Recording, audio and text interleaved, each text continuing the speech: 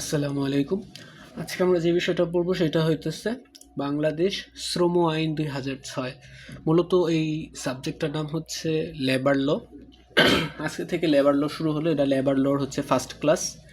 তো লেবার লটা আমরা কই থেকে পড়বো? আমরা সাধারণত একটা বই ফলো করব। আর আজকে আজকে যেহেতু আজকে বইয়ের কিছু না, আজকে হচ্ছে লেবার লটা পড়ে কিভাবে, যে কোনো আইন পড়ার জন্য কয়েকটা ধাপ বা কয়েকটা আইন কিভাবে পড়ে সেই জিনিসটা নিয়ে আজকে হচ্ছে ক্লাস। তো আইন কিভাবে পড়ে এটার উপরে ক্লাস। লেবার ল, লেবার লটা কিভাবে সাধারণত পড়বো আমরা।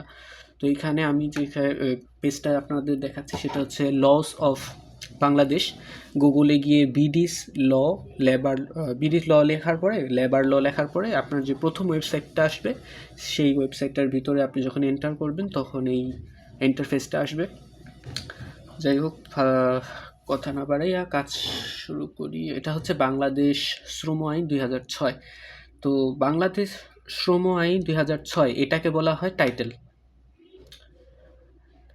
আর এগুলাকে আসলে কি বলা যায়? আর আজকের ভিডিওটার হেডলাইন দেওয়া যায় যে different parts of statute. Statute মানে হচ্ছে ল, আইনের বিভিন্ন পার্ট। যে কোনো একটা আইনের ১০টা পার্ট আছে, তো প্রত্যেকটা পার্টের জন্য হচ্ছে আমরা পড়ব। প্রথম পার্টটা হচ্ছে একটা টাইটেল থাকবে। টাইটেল কি? যে বাংলাদেশ শ্রম আইন, যে কোনো আইনের একটা টাইটেল থাকে। যেমন এই আইনের যে টাইটেলটা সেটা হইতেছে বাংলাদেশ শ্রম আইন ২০০৬ টাইটেল। তারপরে কি থাকে? একটা সাইটেশন অ্যান্ড নাম্বারিং। সাইটেশন আর নাম্বারিংটা কি? সাইটেশন আর নাম্বারিংটা হচ্ছে এই যে এখানে ছোট্ট করে লেখা ২০০৬ সনের ৪২ নং আইন। তো এই যে এই জিনিসটাকে বলা হয় সাইটেশন এবং নাম্বারিং। তারপরে যদি আমরা যাই, যেখানে বোল্ড করে কিছু লাইন লেখা আছে, গাঢ় করে কালো কালি দিয়ে কি লেখা আছে, যে শ্রমিক নিয়োগ, মালিক শ্রমিকের মধ্যে সম্পর্ক, সর্বনিম্ন মজুরির হার নির্ধারণ, মজুরি পরিশোধ, আরও কিছু লেখা আছে। মানে এখানে একটু এই টাইটেলটাই, বাংলাদেশ শ্রম আইনের টাইটেলটাকে একটু বড় করে লেখা হয়েছে, এটাকে বলা হইতেছে লং টাইটেল। তারপরে হচ্ছে প্রিএম্বল। প্রিএম্বল জিনিসটা হচ্ছে অনেক গুরুত্বপূর্ণ জিনিস। এটা সাধারণত এগুলো বুঝাই যাইতেছে, বাট প্রিএম্বল জিনিসটা সাধারণত বোঝা যায় না। প্রিএম্বল জিনিসটা হইতেছে উদ্দেশ্য। এখন বলার পরে হয়তো বোঝা যাচ্ছে যে প্রিএম্বল মানে হইতেছে উদ্দেশ্য। উদ্দেশ্যটা কি? এই যে বাংলাদেশ শ্রম আইন, এই আইনের কি উদ্দেশ্যটা? যেহেতু শ্রমিক নিয়োগ, মালিক ও শ্রমিকের মধ্যে সম্পর্ক, সর্বনিম্ন মজুরির হার, মজুরি পরিশোধ, কার্যকালে দুর্ঘটনাজনিত কারণে শ্রমিকের জখমের জন্য ক্ষতিপূরণ, ট্রেড ইউনিয়ন গঠন, শিল্প বিরোধ উত্থাপন ও নিষ্পত্তি, শ্রমিকের স্বাস্থ্য ও নিরাপত্তা কল্যাণ। মানে এই যে শ্রমিকের স্বাস্থ্য নিরাপত্তা কল্যাণ, শ্রমিকের কোনো ইনজুরি হইলে সেই শ্রমিককে সেই ইনজুরির জন্য কম্পেনসেশন দেওয়া। তো এই যে এই জিনিসগুলা হইতেছে উদ্দেশ্য। এটাকে আমরা কি বলতেছি? প্রিএম্বল বলতেছি। তারপরে প্রিএম্বলের পরে কি আছে? প্রিএম্বলের পরে হইতেছে আরেকটা হচ্ছে শর্ট টাইটেল।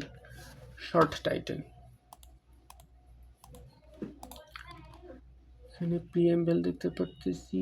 তারপরে যেহেতু শ্রমিক, হ্যাঁ, প্রিএম্বলের পরে হচ্ছে আমরা আরেকটু নিচে যদি যাই,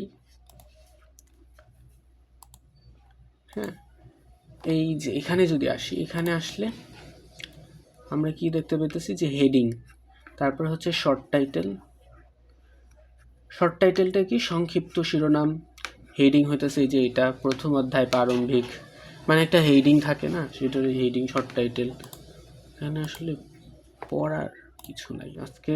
এটাই হচ্ছে যে আইন কিভাবে পড়ে। যে কোনো আইন এই বিডি ল ওয়েবসাইট থেকে প্রত্যেকটা আইনের এখানে কিছু ইম্পর্টেন্ট জিনিস আছে, এগুলো পড়াবো। এই আইন বাংলাদেশ শ্রম আইন ২০০৬। তারপরে যদি আমি একটু এখানে যাই, সংজ্ঞাসমূহতে কি আছে? এই যে ৭ নাম্বার যে পয়েন্টটা, সেটা হচ্ছে ডেফিনিশন ক্লজ বা ইন্টারপ্রিটেশন ক্লজ। এটার বাংলাটি হইতেছে সংজ্ঞাসমূহ। সংজ্ঞাসমূহ প্রত্যেকটা আইনে এই পার্টটা থাকে, প্রত্যেকটা আইনে এই পার্ট থাকবেই। সেটা কি পার্ট? সংজ্ঞাসমূহ। যেমন শ্রম আইন পড়তে গেলে আমাদের অনেক কিছু মাথায় আসবে, যে শ্রমিক কাকে বলে, তারপরে মাথায় আসবে কি অবসর কাকে বলে, তারপরে হচ্ছে উৎপাদন প্রক্রিয়া, এটার মানে কি। ওই আইনটা পড়তে হলে যেইগুলা জানতে হবে, যেমন এখানে কি বলা আছে, মানে একটা আইন, প্রত্যেকটা আইনের একটা পার্ট থাকে, সেই পার্টটাই হচ্ছে ডেফিনিশনগুলা বলা থাকে। যেমন এখানে বলা আছে যে অবসর বলতে কি বোঝানো হয়, আংশিক অক্ষমতা বলতে কি বোঝানো হইতেছে। আংশিক অক্ষমতা অর্থ হচ্ছে যে ক্ষেত্রে অক্ষমতা অস্থায়ী প্রকৃতির, এমন অক্ষমতা যাহা যে দুর্ঘটনার কারণে তাহার অক্ষমতা সৃষ্টি হয়েছে, তাহা ঘটিবার সময় তিনি যে কাজে নিয়োজিত ছিলেন। তারপরে হচ্ছে উৎপাদন প্রক্রিয়া অর্থ নিম্নোক্ত যে কোনো প্রক্রিয়া। তারপরে কি আছে, কোনো বস্তু বা পদার্থের ব্যবহার, তৈল, গ্যাস, পানি, নর্দমার ময়লা অথবা অন্য কোনো তরল আবর্জনা পাম্প করার প্রক্রিয়া, শক্তি ও গ্যাস। মানে শ্রমিক আইন পড়তে হইলে আপনাকে যেগুলা জানতে হবে, শ্রমিক কাকে বলে, বিষয়বস্তু। তো যে কোনো আইন পড়তে হইলে অনেক শব্দ থাকে। যেমন এখানে কিছু শব্দ আছে, এই আইনটা পড়তে গেলে আমরা দেখব অবসর একটা শব্দ, শ্রমিক কাকে বলা হইতেছে, এইগুলাই হচ্ছে ডেফিনিশনে বলা থাকে যে এই আইনটায় কি কি আছে।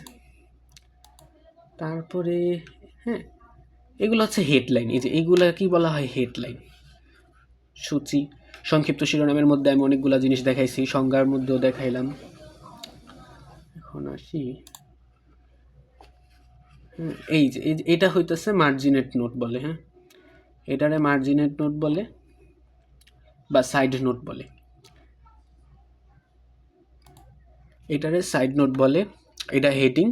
সাইড নোট কি, চাকুরির শর্তাবলী। আইনের এইসব আইনগুলো যখন আমরা পড়বো না, তখন এইখানে হচ্ছে বিস্তারিত লেখা থাকে। এই যে এই বিস্তারিত বিষয়টা কোন সম্পর্কে বলা হইতেছে, সেইটাই হচ্ছে সাইড নোট বা মার্জিনেট নোট দেখলে আমরা বুঝতে পারি।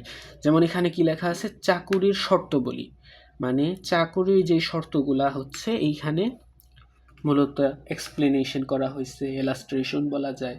এখানে বলা হয়েছে চাকুরির শর্তাবলীর বলা হয়েছে প্রত্যেক প্রতিষ্ঠানে শ্রমিকগণের নিয়োগ ও তৎসংক্রান্ত আনুষঙ্গিক অন্যান্য বিষয়াদি ও বিধান অনুযায়ী। তো এই তো, আসলে আজকে প্রথম ক্লাস কিচ্ছু পড়ানোর পাইতেছি না।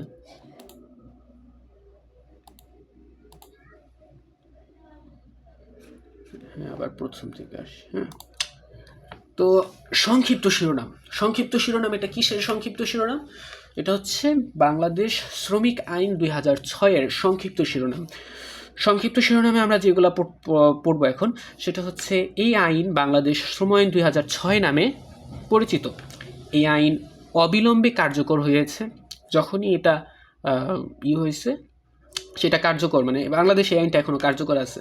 এই আইনের অন্যত বিভিন্ন, এখানে অনেক কিছু আছে। আচ্ছা, এটা পড়ি, যাহা কিছু থাকুক না কেন এই আইন নিম্নলিখিত প্রতিষ্ঠানসমূহ ও শ্রমিকগণের উপর প্রযোজ্য হবে না। আচ্ছা, এই আইনটা কোথায় কোথায় প্রযোজ্য হবে না, সেটা হইতেছে সরকার বা সরকারের অধীনস্থ কোনো অফিস, মানে সরকারি অফিসে এই আইনটা প্রযোজ্য হবে না। তারপর হচ্ছে সিকিউরিটি প্রিন্টিং প্রেসগুলায় এই আইন প্রচলিত হবে না। সমরাস্ত্র কারখানায় যেই শ্রমিকরা কাজ করে, সেই শ্রমিকদের উপর এই আইন কাজ করবে না। সমরাস্ত্র কারখানা বাংলাদেশে হচ্ছে সেনাবাহিনীদের আন্ডারে একটাই আছে, সে জায়গাটা ভুলে গেলাম, গাজীপুর। হ্যাঁ, তারপরে 5 নম্বর হচ্ছে প্রকাশ্য প্রদর্শনীতে ইহার প্রয়োজনে স্থাপিত এমন দোকানপাট বা স্টল যাহাতে শুধু খুচরা বেচা কিনা চলে। খুচরা বেচা কিনা কোথায় চলে? মুদি দোকানে খুচরা বেচা কিনা চলে, তো মুদি দোকানে শ্রমিক আইন প্রযোজ্য হবে না। তারপরে হচ্ছে খুচরা, আবার বলছে প্রয়োজন স্থাপিত দোকান। আর ছোটোখাটো মেলা আমরা দেখি না, ওই ছোটোখাটো মেলার মধ্যে তো অনেক শ্রমিক বা অনেকে কাজ করে, তো ওখানে যদি কোনো ভায়োলেশন হয়, কোনো ড্যামেজ হয়, তো সেইটার জন্য আমরা শ্রমিক আইনকে ব্যবহার করতে পারবো না। ছোটোখাটো মেলা মানে পার্মানেন্টভাবে বসে নাই, এরকম ছোটোখাটো মেলা, এরকম ছোটোখাটো দোকান, যেগুলো মুদি দোকান, যে খুচরা বেচা কিনা চলতেছে, এরকম জায়গাগুলা জায়গাগুলায় আমরা শ্রমিক আইন কাজে লাগাতে পারবো না। তারপরে 6 নম্বরে কি বলা হচ্ছে যে প্রকাশ্য মেলায় বা বাজারে ধর্মীয় বা দাতব্য উদ্দেশ্যে স্থাপিত দোকানপাট বা স্টল, হ্যাঁ এই যে এখানে বলছে যে একটু আগে মেলার কথা বললাম ওইটাই। তারপর কি মুনাফা বা লাভের জন্য পরিচালিত নহে এমন শিক্ষা প্রশিক্ষণ ও গবেষণা প্রতিষ্ঠান, শিক্ষা প্রতিষ্ঠান বা গবেষণা মানে মুনাফা বা লাভের জন্য পরিচালিত না। মানে একটা গবেষণা প্রতিষ্ঠা কি শুধু মুনাফার জন্য একটা গবেষণা প্রতিষ্ঠা লাভের জন্য পরিচালিত নহে, মুনাফার জন্য না, মানে ব্যবসায়িক পারপাসে না। মুনাফা মানে কি কোনো একটা কিছুর ইন্টারেস্ট, তো ব্যবসায়িক পারপাসে না, ব্যবসায়িক কোনো উদ্দেশ্য ছাড়া, যেমন শিক্ষা বা প্রশিক্ষণ গবেষণা প্রতিষ্ঠানগুলায় যে আমরা শ্রমিক আইনকে কাজে লাগাতে পারবো না বা অ্যাপ্লাই হবে না। তারপরে 6 নম্বরে কি বলা আছে, দ্বিতীয় অধ্যায়ের প্রয়োগের ক্ষেত্রে সরকারের মালিকাধীন ও সরকার কর্তৃক সরাসরিভাবে পরিচালিত এমন কোনো জায়গায়ও এই শ্রমিক আইন আমরা কাজে লাগাতে পারবো না। তারপরে নিয়তে কি বলছে, এমন কোনো শ্রমিক যাহার নিয়োগ বা চাকুরির শর্তাবলী সংবিধানের অনুচ্ছেদ 62, 79, 113, 133 অধীন প্রণীত আইন বা বিধি দ্বারা পরিচালিত হয়। দ্বাদশ, ত্রয়োদশ ও চতুর্দশ অধ্যায় প্রয়োগের ক্ষেত্রে নিম্নলিখিত প্রতিষ্ঠানে নিযুক্ত কোনো শ্রমিক নিষেধের অন্তর্ভুক্ত হইবে না। আচ্ছা, এখানে কি বলছে, নিষেধের অন্তর্ভুক্ত হবে না, যথা রেল বিভাগ। এমন কোনো শ্রমিক যাহার নিয়োগ ও চাকুরির শর্তাবলী সংবিধানের অনুচ্ছেদ 62, আমরা এখানে দেখি যে রেল বিভাগ, ডাক বিভাগ, গণস্বাস্থ্য প্রশিক্ষণ, গণপূর্ত বিভাগ, বাংলাদেশ সরকারি মুদ্রণালয় নিয়োজিত শ্রমিক, দ্বাদশ নিযুক্ত শিক্ষক ব্যতীত অন্য কোনো শ্রমিক নিষেধের অন্তর্ভুক্ত হইবেন না।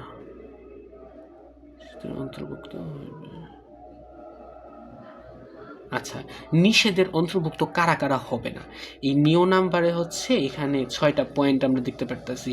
যে রেল বিভাগকে আমরা নর্মালি রেল বিভাগ যখন মাথায় আসতেছে তখন মনে হতেছে যে ট্রেন তো সরকারি, ট্রেন তো কোনো প্রাইভেট ইন্ডাস্ট্রি চালায় না, বাংলাদেশের যে ট্রেনটা এটা তো সরকারের আন্ডারে থাকে।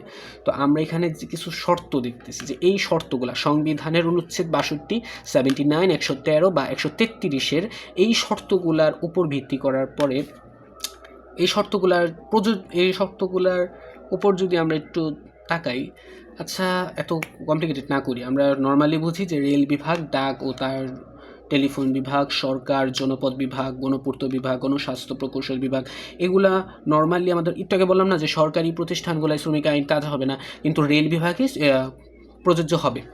কারণ এখানে বলে দিছে যে নিষেধের অন্তর্ভুক্ত হইবে না, যথা রেল বিভাগ, ডাক ও তার টেলিফোন বিভাগ, সড়ক ও জনপদ বিভাগ, গণপূর্ত বিভাগ, গণস্বাস্থ্য প্রকৌশল বিভাগ, বাংলাদেশ সরকারি মুদ্রণালয়। তারপরে হচ্ছে এই 8 দফা, এই 8 দফাটা নিয়ে মূলত আজকে যে ভিডিওটা অন করছি এই 8 দফা নিয়ে কথা বলার জন্য। আট দফা না, সরি, ট দফা। এই ট দফায় কী বলছে, ট দফা একটা ইম্পর্টেন্ট জিনিস বলছে, তো এইটার জন্যই হচ্ছে ভিডিও করা। যদিও 13 মিনিট হয়ে গেছে, 13 মিনিট শুধুই বকবক করলাম।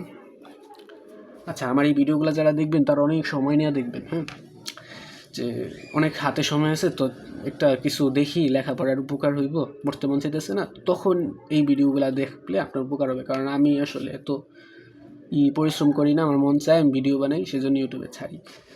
যাই হোক, ট দফাতে আমরা কি পড়তেছি, ট দফায় হইতেছে উল্লিখিত কোনো প্রতিষ্ঠানে নিয়োজিত শ্রমিক দ্বাদশ, চতুর্দশ অধ্যায়ের ক্ষেত্রে কোনো বিশ্ববিদ্যালয়ে নিযুক্ত শিক্ষক ব্যতীত, এই যে একটু আগে আমরা বললাম না যে শিক্ষা প্রতিষ্ঠানে শ্রমিক আইন প্রযোজ্য হবে না, বাট এই ট দফায় এসে আমরা যেটা পড়তেছি যে বিশ্ববিদ্যালয়ে নিযুক্ত শিক্ষক ব্যতীত অন্য কোনো শ্রমিক এই নিষেধের অন্তর্ভুক্ত হইবে না। মানে একটু আগে আমরা পড়ছি যে বিশ্ববিদ্যালয়ে শ্রমিক আইন প্রযোজ্য হয় না, এখন পড়তেছি যে বিশ্ববিদ্যালয়ে নিযুক্ত শিক্ষক ব্যতীত অন্য কোনো শ্রমিক এই নিষেধের অন্তর্ভুক্ত হইবে না। মানে কি, শিক্ষক ছাড়াও তো বিশ্ববিদ্যালয়ে অনেক শ্রমিক থাকে, যেমন পিয়ন, দারোয়ান, তারপরে বিশ্ববিদ্যালয় মেনটেন করার জন্য যেমন আমাদের বিশ্ববিদ্যালয়ে আমি সকালবেলা যখন যাই তখন দেখি 2-1 জন বাগানে কাজই করতে থাকে। আমাদের বিশ্ববিদ্যালয়ে অনেক সুন্দর সুন্দর ফুলের গাছ আছে, ফলের গাছ আছে। তো সেইগুলা পরিচর্যা করার জন্য শ্রমিকরা কাজ করে, প্লাস আমাদের বিশ্ববিদ্যালয়ের যে মেনটেনেন্স করার জন্য বা বিভিন্ন রিস্কি কাজগুলো করার জন্য রং করে।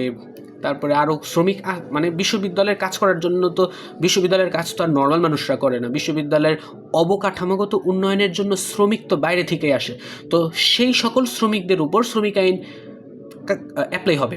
এটাই বলছে যে শিক্ষক ব্যতীত অন্য কোনো শ্রমিক এই নিষেধের অন্তর্ভুক্ত হবে না। তার মানে কি, শিক্ষক এই নিষেধের অন্তর্ভুক্ত হইবে। শিক্ষক ব্যতীত অন্য কোনো শ্রমিক, শিক্ষকও কিন্তু এক ধরনের শ্রমিক। হ্যাঁ, এই মজার ব্যাপার হচ্ছে শিক্ষকও হচ্ছে এক ধরনের শ্রমিক, বিশ্ববিদ্যালয়ের শ্রমিক। কিন্তু শিক্ষক ব্যতীত অন্য কোনো শ্রমিক এই নিষেধের অন্তর্ভুক্ত হইবে না।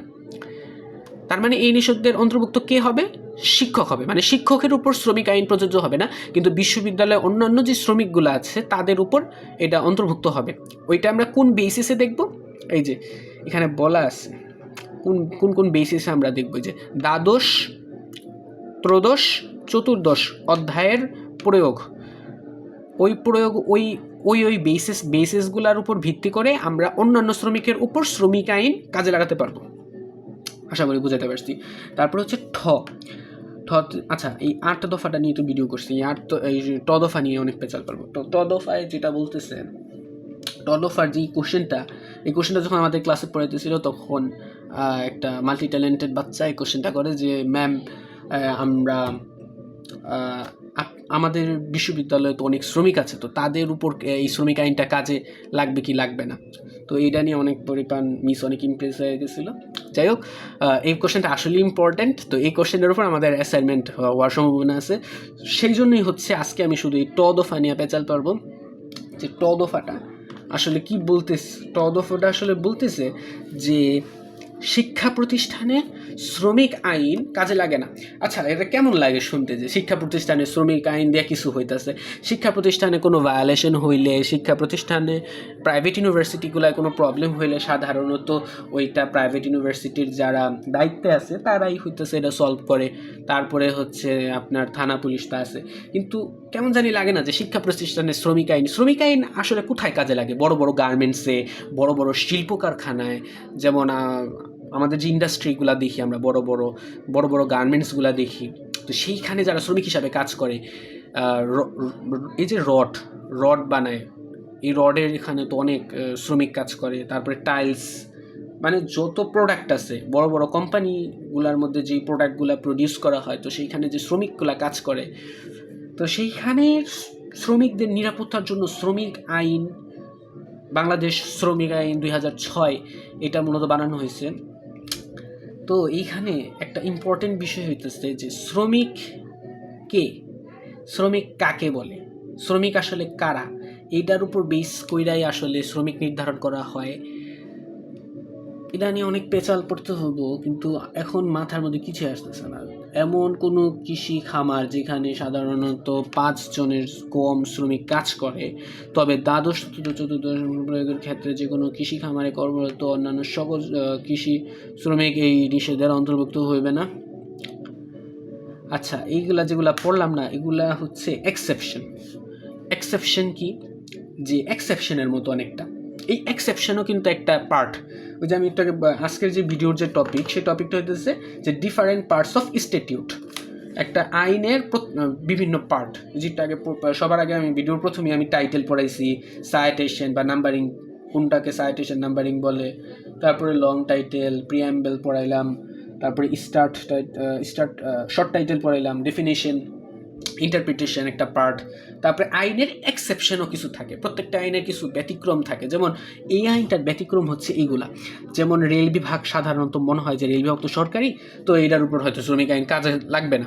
বাট এই যে এই 62, 69, 113, 133 অনুচ্ছেদের উপর বেস কইরা এই রেল বিভাগের মধ্যে যারা যেই শ্রমিকরা কাজ করে, সেই শ্রমিকদের এর অধিকার আদায়ের জন্য বাংলাদেশ শ্রম আইন অ্যাপ্লাই হতে পারে। তারপরে যে ট দফায় আমরা যেটা দেখলাম, যে আমরা তো প্রথমে বলছিলাম যে বিশ্ববিদ্যালয়ে শ্রমিক আইনের কোনো অ্যাপ্লাই হবে না, বা শ্রমিক আইন দিয়ে কোনো কিছু পাওয়া যাবে না। হ্যাঁ, শ্রমিক আইনে কিছু হবে না, বাট এই ট দফায় বলা আছে, এটা এক ধরনের এক্সেপশন বলতে পারি আমরা, যে শিক্ষক ব্যতীত অন্যান্য শ্রমিকদের উপর এটা অ্যাপ্লাই হতে পারে। শিক্ষক ব্যতীত অন্যান্য শ্রমিক কারা থাকে বিশ্ববিদ্যালয়ে? যে সিকিউরিটি গার্ড, সিকিউরিটি পারপাসে, বিশ্ববিদ্যালয়ের সিকিউরিটি পারপাসে তারা, সে যদি কোনো ক্ষতি হয়, তার যদি কোনো ক্ষতি হয় তখন সে হয়তো শ্রমিক আইন তার উপরে অ্যাপ্লাই হতে পারে। সেটা কোন কোন বেসমেন্টে? এই দ্বাদশ, চতুর্দশ অধ্যায়, এই অধ্যায়ের বেসমেন্টের উপরে। তো এই এখানে দ্বাদশ, চতুর্দশ এই অধ্যায়টা আমরা যাই। হ্যাঁ, এই অধ্যায়টায় আমরা এখন যাব। এইটা হচ্ছে বিডিস ল, লেবার ল। হ্যাঁ, এটার মধ্যে সার্চ দিলে এই যে প্রথম যে ওয়েবসাইটটা, এটার মধ্যে ঢুকলে এই যে এরকম একটা পেজ আসলো। এই যে একটু আগে পড়াইছে, যে এখন আসা বলি তো, এটা কি বাংলাদেশ শ্রম আইন, এটা হইতেছে একটা টাইটেল। এই যে নিচে একটা সাল দেওয়া, এই সালটা মানে কি সাইটেশন বা নাম্বারিং, মানে এত সালে এটার হয়েছে, উদ্ভব হয়েছে। হ্যাঁ, তারপরে এই যে গাঢ় করে লেখা, এটা জানি কি বলছিলাম মনে আছে? এইটা হইতেছে লং টাইটেল। এই যে গাঢ় করে লেখা, এটা হইতেছে লং টাইটেল। আর এই যে নিচে এই অংশটা দেখতে পাচ্ছি, এটারে বলে প্রিএম্বল, মানে উদ্দেশ্য, এই আইনটা কেন বানাইছে। তারপরে এখানে ধারাসমূহ, সূচি, যেটা হলো হেডলাইন। আচ্ছা, এখন আমরা কি কেন এখানে জানি আসলাম? দ্বাদশ, আর দ্বাদশটা দেখি।